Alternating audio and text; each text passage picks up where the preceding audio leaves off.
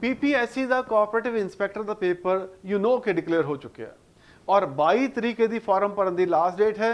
ये अनगहली नहीं करनी, फॉर्म टाइम सिर भरे जाने जरूरी हैं, पर फॉर्म भरन के नाल नाल जिहड़ी गल होर बहुत जरूरी है, that is very important for you to understand कि पेपर का पैटर्न किस तरीके का होएगा, किस तरीके के क्वेश्चन आउणगे, इहदा सिलेबस की है। ये तुहानूं समझना चाहिए नाल इहदे कि यही पेपर 2016 ਦੇ ਵਿੱਚ ਵੀ ਹੋਇਆ, 2018 ਦੇ ਵਿੱਚ ਵੀ ਹੋਇਆ ਔਰ ਹੁਣ 2021 ਦੇ ਵਿੱਚ ਹੋ ਰਿਹਾ। 2016 ਦੇ ਵਿੱਚ 100 ਨੰਬਰ ਦਾ ਪੇਪਰ ਸੀਗਾ, 100 ਕੁਐਸਚਨ ਆਏ ਸੀਗੇ, ਕੁਐਸਚਨ ਵੀ 100 ਸੀਗੇ ਔਰ ਪੇਪਰ ਵੀ ਜਿਹੜਾ ਸੀਗਾ 100 ਨੰਬਰ ਦਾ ਪੇਪਰ। 2018 ਦੇ ਵਿੱਚ 170 ਨੰਬਰ ਦਾ ਇਹ ਕੁਐਸਚਨ ਆਏ ਸੀਗੇ, ਇਹਦੇ ਵਿੱਚ ਇਹ 170 ਕੁਐਸਚਨਸ। ਹੁਣ ਜਦੋਂ ਇਹ ਪੇਪਰ ਹੋ ਰਿਹਾ ਹੈ ਤਾਂ ਇਹਦੇ ਵਿੱਚ ਕੁਐਸਚਨ ਕਿੰਨੇ ਨੇ? 120 ਕੁਐਸਚਨ ਨੇ ਔਰ ਨੰਬਰ ਕਿੰਨੇ ਨੇ? 480। ਠੀਕ ਹੈ ਜੀ। ਨੰਬਰ ਵਧਾ ਦੇਣ ਦੇ ਨਾਲ somebody thinks ਕਿ ਵੀ ਪੇਪਰ ਦਾ ਲੈਵਲ ਕੋ ਹੋਰ ਹੋ ਗਿਆ, not exactly। ਇਹ ਇਸ 2016 ਦਾ ਸਿਲੇਬਸ ਤੁਸੀਂ ਚੈੱਕ ਕਰੋਗੇ, ਉਹ ਬਿਲਕੁਲ ਐਬਸੋਲੂਟਲੀ ਡਿਫਰੈਂਟ ਹੈ।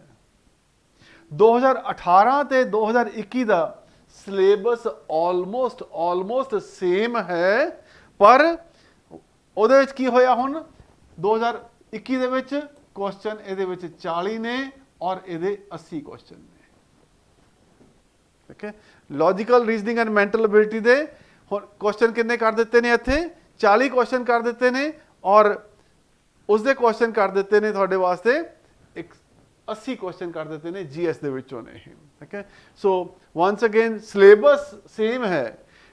किस चीज़ से ने? इकोनॉमिक इशूज़, ठीक है जी, polity issues, environmental issues, science and technology, any other current issues. ठीक है।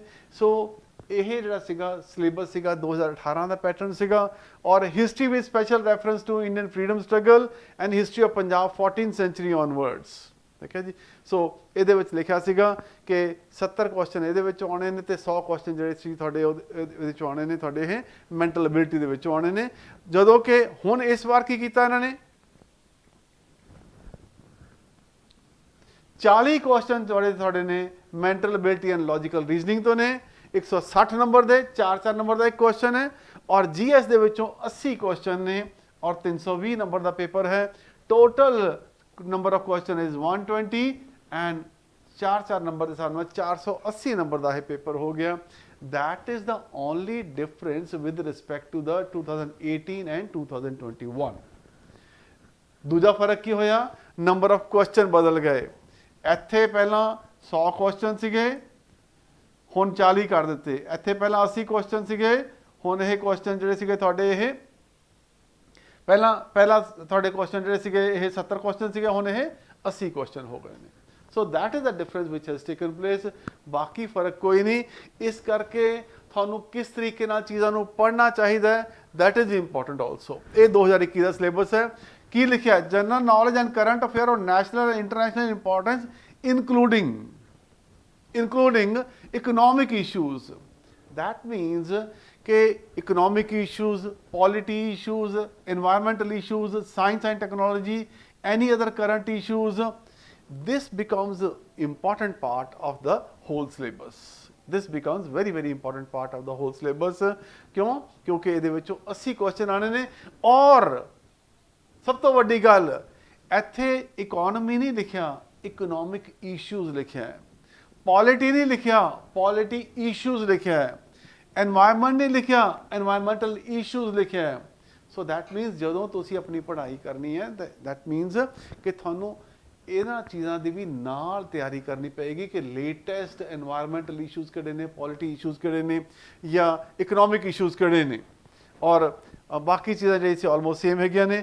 और ਖਾਸ ਤੌਰ ਤੇ ਜਿਹੜਾ ਫਰਕ ਪੈਣਾ ਸਭ ਤੋਂ ਜ਼ਿਆਦਾ ਕੈਂਡੀਡੇਟਸ ਨੂੰ, ਕਿਉਂ? ਕਿਉਂਕਿ ਇਹਦੇ ਵਿੱਚ ਜਿਹੜੀ ਨਵੀਂ ਚੀਜ਼ ਐਡ ਹੋ ਗਈ ਹੈ, that is data analysis, graphic representation, charts, tables and spreadsheets also. ठीक है जी।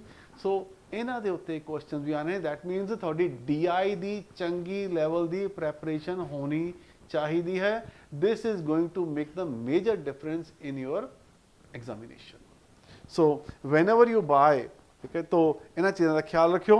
So मैं ये भी तुहानूं दसना चाहांगा कि we are coming out with a book on PPSC inspector level के पेपर के उत्ते, और ਉਹਦੇ ਵਿੱਚ ਖਾਸ ਤੌਰ ਤੇ ਜਿਵੇਂ ਮੈਂ ਤੁਹਾਨੂੰ ਪਹਿਲਾਂ ਕਿਹਾ ਕਿ economic issues, polity issues, environmental issues, ਇਹਨਾਂ ਦੇ ਉੱਤੇ ਖਾਸ ਤੌਰ ਤੇ ਜਿਹੜਾ ਸੀਗਾ ਮੈਟਰ ਐਡ ਕੀਤਾ ਜਾਏਗਾ.